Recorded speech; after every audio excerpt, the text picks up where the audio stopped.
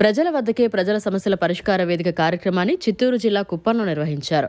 Kuppam municipal పరిధిలోని 8వ వార్డులో పరిష్కార వేదిక కార్యక్రమం నిర్వహించారు.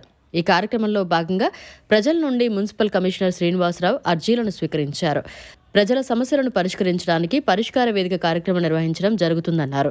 అప్పటికప్పుడే కొన్ని అర్జీలను పరిశీలించి వాటిని పరిష్కరించడం కూడా జరిగిందని తెలిపారు.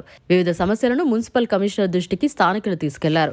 ఈ కార్యక్రమంలో మున్సిపాలిటీ అధ్యక్షులు రాజ్ కుమార్, ఏ మాణిక్యం, 8వ ward cluster booth incharge Pratap Simha, ward incharge Murugesh, 8వ ward TDP party president Subramani, RV Chinnappa, Madhu, Jagan, Timmaraju తదితర నాయకులు, మున్సిపల్ సిబ్బంది పాల్గొన్నారు. ప్రజాప్రతినిధులకు అందరికీ కూడా పేరు పేరున ఇక్కడ వచ్చిన 8వ వార్డు ప్రజలందరికీ కూడా పేరు పేరున నమస్కారాలు. ఈరోజు మా 8వ వార్డులో మున్సిపల్ కమిషనర్ గారు ఇక్కడ ఉండే సమస్యలపైన పెన్షన్లు, ఇళ్ళు, తర్వాత డ్రైనేజీలు, ఇంకా నీటి సమస్య వీటిపైన వచ్చిందిను విచారణ చేసి దాన్ని సమస్యలన్నింటినీ కూడా అక్కడే పరిష్కారం చేస్తూ ఉన్నారు. ప్రతి ఒక్కరూ ఇక్కడికే వచ్చి ఈ యొక్క 8వ వార్డులో చిన్న చిన్న సమస్యలు ఏదైతే నీళ్ళ సమస్య, కరెంటు, స్తంభాలు, లైట్లు, రోడ్లు, ట్రైన్లు, పెన్షన్లు, తర్వాత ఎవరికైతే ఇళ్ళు లేని వాళ్ళు, స్థలం ఉండి ఇల్లు లేని వాళ్ళకేమో ఇళ్ళు, స్థలము ఇల్లు రెండు లేని వాళ్ళకి అవి రెండు కూడా అర్జీలు స్వీకరించడం జరిగింది. చిన్న చిన్న సమస్యలు ఇక్కడికిక్కడే పరిష్కారం చేస్తున్నాము. గత 2 సంవత్సరాల బట్టి చనిపోయిన వితంతువులు ఉన్నారు. వాళ్ళు తెలుసో తెలియకో అవగాహన లేకో ఇక్కడ సిబ్బంది తక్కువగా ఉండో ఈ పురపాలక సంఘ పరిధిలో ఎక్కువగా వితంతువు పెన్షన్లు గత 2 సంవత్సరాలు బట్టి ఆ చనిపోయిన సభ్యుడిని ఆ రైస్ కార్డులోంచి తొలగించక వాళ్ళకి పెన్షన్ రాక, నాకు అర్థమైంది ఏంటంటే ఈ పురపాలక సంఘ పరిధిలో అప్పుడు కూడా వెల్ఫేర్ అసిస్టెంట్లు కానీ సచివాలయ సిబ్బంది కానీ ఇక్కడ రూరల్లో ఇన్ఛార్జీలుగా చేస్తూ ఇక్కడ సిబ్బంది లేక ఇవన్నీ వదిలేసినట్టుగా నాకు అర్థమవుతుంది. పాపం వాళ్ళకి అందరికీ అర్హత ఉన్నది. ప్రతి వార్డులో ఈ విధంగా వితంతువులు కానీ, వృద్ధాప్య పెన్షన్ కానీ, వికలాంగులు కానీ అట్లీస్ట్ 25 అర్హత ఉండేవి గమనిస్తున్నాము.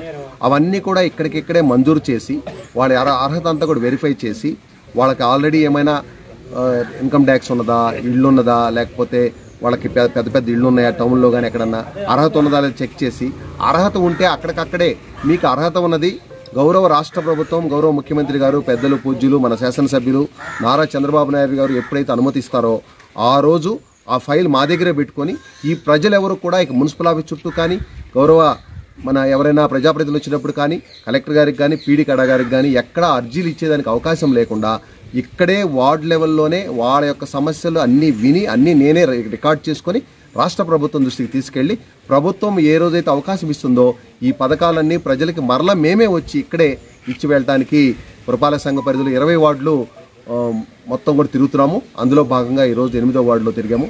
ఇప్పటి వరకు ఈ పురపాలక సంఘ పరిధిలో 8 వార్డులు కలిపి నిన్నటికి 7 వార్డులకేమో 1200 అప్లికేషన్లు వచ్చినాయి.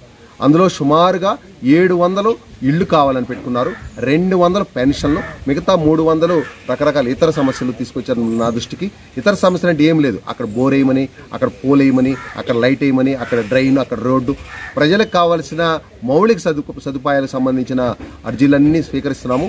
25 వార్డులు అయిపోయిన తర్వాత గౌరవ ముఖ్యమంత్రి గారికి ఎంత ఖర్చు అవుతుంది, ఇళ్ళు ఎన్ని కావాలా, స్థలాలు ఎన్ని కావాలా, పెన్షన్లు ఎన్ని కావాలా, కొత్త రైస్ కార్డులు ఎన్ని కావాలా, ప్రజలకు కావాల్సిన మౌలిక సదుపాయాలకు సంబంధించిన అన్ని కూడా ఎస్టిమేట్లు వేసి వాళ్ళకి కావాల్సిన ఇండివిజువల్ పథకాలు కూడా గౌరవ ముఖ్యమంత్రి గారి దృష్టికి తీసుకెళ్లి అవన్నీ మంజూరు చేసుకొని మరలా వచ్చి ఇలానే గ్రామ సభలు పెట్టి ఖచ్చితంగా ఇవ్వడం జరుగుతుంది. ఎందుకు టైం తీసుకుంటున్నామంటే ఈ ఇళ్ళు ఇచ్చిన వాళ్ళందరూ కూడా మళ్ళీ ఎంక్వైరీ చేసుకోవాల్సిన బాధ్యత ఉన్నది కమిషనర్ గారి మీద. ఎందుకంటే వాళ్ళు ఇల్లు కావాలని ఇచ్చారు, ఆల్రెడీ వాళ్ళకి ఇల్లు ఉన్నదా లేదా.